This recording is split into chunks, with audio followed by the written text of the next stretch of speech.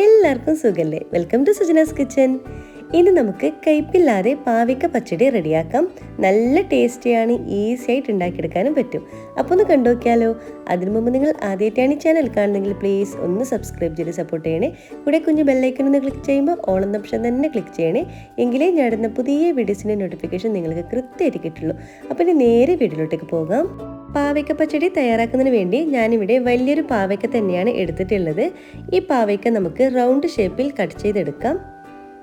കണ്ടില്ലേ, ഈ ഒരു നിലയിൽ നമുക്ക് കട്ട് ചെയ്തെടുക്കാം. അപ്പോൾ കട്ട് ചെയ്യുമ്പോൾ ശ്രദ്ധിക്കേണ്ടത് നല്ല തിന്നാക്കിയിട്ട് വേണം നമ്മൾ കട്ട് ചെയ്തെടുക്കാൻ. നമ്മളിത് ഫ്രൈ ചെയ്തെടുക്കുന്നുണ്ട്. അപ്പോൾ ഫ്രൈ ചെയ്യുമ്പോൾ ഇതിൻ്റെ എല്ലാ ഭാഗവും പെട്ടെന്ന് തന്നെ ഫ്രൈ ആയി കിട്ടാൻ വേണ്ടിയാണ് നല്ല തിന്നാക്കിയിട്ട് തന്നെ കട്ട് ചെയ്യണം എന്ന് പറയുന്നത്. അപ്പോൾ നമുക്കിത് മൊത്തത്തിൽ ഇതുപോലെ കട്ട് ചെയ്ത ശേഷം നമുക്കിതിലേക്ക് മസാല പുരട്ടി വെക്കാം. ആദ്യം തന്നെ ഇതിലൊട്ടേക്ക് 1/2 ടീസ്പൂണോളം മഞ്ഞൾപ്പൊടി ചേർത്ത് കൊടുക്കാം. 1 ടീസ്പൂണോളം മുളക് പൊടി ചേർത്ത് കൊടുക്കാം. ആവശ്യത്തിനുള്ള ഉപ്പ് ചേർത്ത് കൊടുക്കാം. എന്നിട്ട് ഇതെല്ലാം കൂടി നന്നായിട്ടൊന്ന് ഇതിലേക്ക് മസാല പുരട്ടി വെക്കാം. ഇതുപോലെ കൈവച്ചിട്ട് നന്നായിട്ടൊന്ന് കുഴച്ചെടുക്കുക.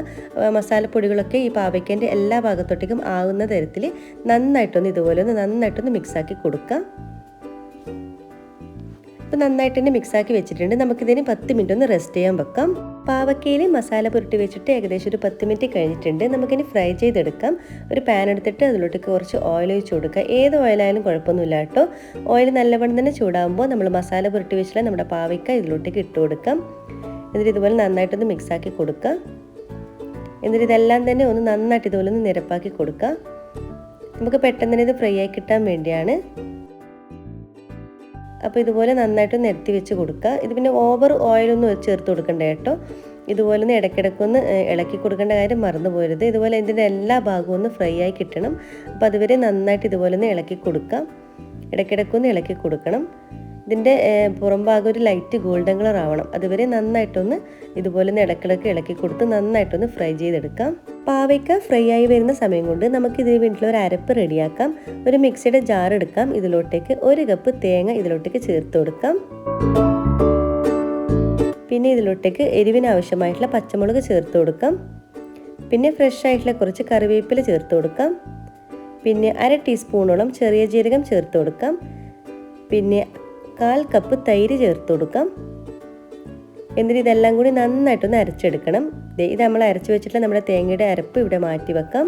ഇപ്പോൾ കണ്ടില്ലേ, നമ്മുടെ പാവയ്ക്ക ഇവിടെ ഫ്രൈ ആയിക്കൊണ്ടിരിക്കുകയാണ്. നല്ലൊരു മണം വരും ഇതിൽ നിന്ന്. ഒരു കൊണ്ടാട്ടത്തിൻ്റെയൊക്കെ ഒരു നല്ലൊരു മണമാണ് കേട്ടോ വരുന്നത്. ഇതുപോലെ എല്ലാ ഭാഗവും ഒന്ന് ലൈറ്റ് ഗോൾഡൻ കളർ ആവണം. അതുവരെ ഇതുപോലെ ഇടയ്ക്കിടയ്ക്കൊന്ന് ഇളക്കി കൊടുക്കുക. പിന്നെ കൂടുതൽ ബ്രൗൺ കളർ ആവണ്ട, ഒരു ലൈറ്റ് ഗോൾഡൻ കളർ ആയാൽ മാത്രം മതി. ഇതുപോലെ നന്നായിട്ടൊന്ന് മിക്സാക്കി കൊടുക്കുക. ഇപ്പോൾ കണ്ടില്ലേ, നല്ല ഏകദേശം എല്ലാ ഭാഗവും ഒരു ലൈറ്റ് ഗോൾഡൻ കളറായി വന്നിട്ടുണ്ട്. കൂടുതൽ ബ്രൗൺ കളറാകാൻ നിൽക്കണ്ട. ഈ ഒരു സ്റ്റേജ് ആയാൽ മാത്രം മതി. നമുക്ക് സ്റ്റൗ ഓഫ് ചെയ്തിട്ട് മാറ്റി വെക്കാം.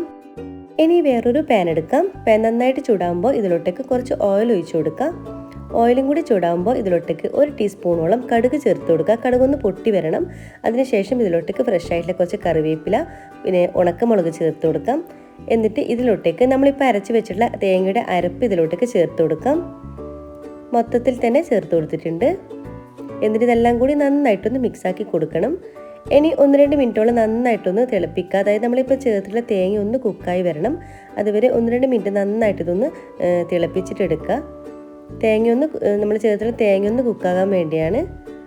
ഒരു പച്ചക്കുത്തുണ്ടല്ലോ, അതൊന്ന് മാറി വരാൻ വേണ്ടിയാണ് നമ്മളിതുപോലെ ഒന്ന് കുക്ക് ചെയ്തെടുക്കാൻ പറയുന്നത്. ഇതും കൂടി ചേർത്തിട്ട് നന്നായിട്ടൊന്ന് മിക്സാക്കി കൊടുക്കുക. ഇവിടെ ഇപ്പോൾ നന്നായിട്ട് തന്നെ മിക്സാക്കി എടുത്തിട്ടുണ്ട്. ഇനി ഇതിലോട്ടേക്ക് നമുക്ക് ആവശ്യത്തിനനുസരിച്ച് തൈര് ചേർത്ത് കൊടുക്കാം. ഞാനിപ്പോൾ ഏകദേശം 1 കപ്പ് തൈര് ചേർത്ത് കൊടുത്തിട്ടുണ്ട്. തൈരും കൂടി ചേർത്തിട്ട് വീണ്ടും ഒന്ന് നന്നായിട്ടൊന്ന് മിക്സാക്കി കൊടുക്കുക. പിന്നെ തൈര് ചേർക്കുമ്പോൾ ശ്രദ്ധിക്കേണ്ടത് നമ്മൾ സ്റ്റൗ ഓഫ് ചെയ്തിട്ട് വേണം കേട്ടോ തൈര് ചേർത്ത് കൊടുക്കാൻ. നിങ്ങൾക്ക് എത്രയാണോ പുളി ആവശ്യം അതിനനുസരിച്ച് വേണം നമ്മൾ തൈര് ചേർത്ത് കൊടുക്കാൻ. പിന്നെ ആവശ്യമെങ്കിൽ ഉപ്പ് ചേർത്ത് കൊടുക്കാം. എന്നിട്ട് എല്ലാം കൂടി നന്നായിട്ടൊന്ന് മിക്സാക്കി കൊടുക്കണം. ഇനി പണിയൊന്നുമില്ല. നമ്മൾ ആദ്യം ഫ്രൈ ചെയ്ത് മാറ്റി വെച്ചിട്ടുള്ള നമ്മുടെ പാവയ്ക്ക ഇതിലോട്ടേക്ക് ചേർത്ത് കൊടുക്കാം. മുഴുവനും ചേർത്ത് കൊടുത്തിട്ടുണ്ട്. എന്നിട്ട് എല്ലാം കൂടി നന്നായിട്ടൊന്ന് മിക്സാക്കി കൊടുക്കാം. നല്ല രുചിയാണ് കേട്ടോ ഇത്. നമുക്ക് പൊതുവേ എല്ലാവർക്കും കൈപ്പക്ക പൊതുവെ ഇഷ്ടം കുറവായിരിക്കും അല്ലേ. നമ്മുടെ നാട്ടിൽ നിന്ന് പാവയ്ക്കൊക്കെ കൈപ്പക്ക എന്ന് കേട്ടോ പറയാറ്. അപ്പോൾ ഇതിൻ്റെ കയ്പ്പ് കാരണം പൊതുവെ കുട്ടികളായാലും ശരി വലിയവരായാലും ശരി കഴിക്കാൻ മടിയുണ്ടാവും. ഈ ഒരു രീതിയിൽ നിങ്ങൾ ട്രൈ ചെയ്യുകയാണെങ്കിൽ ഒരിക്കലും കയ്പ്പ് ഉണ്ടാവില്ല കേട്ടോ. അപ്പോൾ ഇതിവിടെ റെഡി ആയിട്ടുണ്ട്. നമുക്ക് മാറ്റി വെക്കാം.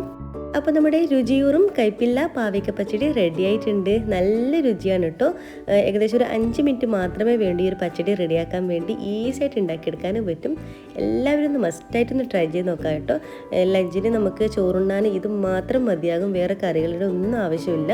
നമുക്കിത് വേണമെങ്കിൽ ചപ്പാത്തിൻ്റെ കൂടെയൊക്കെ കഴിക്കാം കേട്ടോ. നല്ല ടേസ്റ്റാണ് കേട്ടോ. ഇത് നല്ല സൈഡ് ഡിഷായിട്ട് നമുക്ക് കഴിക്കാൻ പറ്റും. അത്രയും രുചിയാണ്. കുട്ടികൾക്കൊക്കെ എന്തായാലും കൊടുക്കാം. നല്ലൊരു ഹെൽത്തി പച്ചടി കൂടിയാണ്. ഒട്ടുമിക്ക വെജിറ്റബിൾ വെച്ചിട്ട് നമുക്ക് പച്ചടി റെഡിയാക്കാം. അതിലും നല്ല ടേസ്റ്റി ആയിട്ടുള്ളൊരു പച്ചടിയാണ് ഈ പാവയ്ക്ക പച്ചടി. അപ്പോൾ മസ്റ്റായിട്ടൊന്ന് ട്രൈ ചെയ്ത് നോക്കുക. അപ്പോൾ എല്ലാവർക്കും ഇഷ്ടമായെന്ന് കരുതുന്നു. കൂടെ ലൈക്ക് ചെയ്യാനും ഷെയർ ചെയ്യാനും കമൻറ്റ് ചെയ്യാനും മറക്കരുത്. സബ്സ്ക്രൈബ് ചെയ്യാതെ കാണുന്നവരാണെങ്കിൽ പ്ലീസ് ഒന്ന് സബ്സ്ക്രൈബ് ചെയ്ത് സപ്പോർട്ട് ചെയ്യണേ. ഇൻഷാ അല്ലാഹ് ഇതുപോലത്തെ വെറൈറ്റി റെസിപ്പീസുമായിട്ട് വീണ്ടും കാണാം. അതുവരേക്കും എല്ലാവർക്കും ഒരിക്കൽ കൂടി താങ്ക് യു. Bye bye.